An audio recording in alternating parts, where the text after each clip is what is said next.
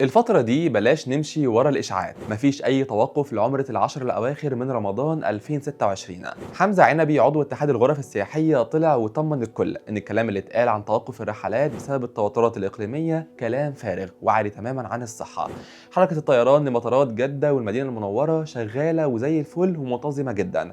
صحيح في تعديلات بسيطة في بعض مواعيد الطيران، بس ده إجراء طبيعي وروتيني في ظل الظروف الحالية، ومش معناه أبدا إن في أزمة. الغرفة نزلت كتاب دوري رقم 42 لسنة 2026 بتنبه فيه الشركات إنها تتأكد من مواعيد الرحلات قبل ما تبعت المعتمرين للمطار، عشان ما حدش يتبهدل أو يحصل زحمة على الفاضي.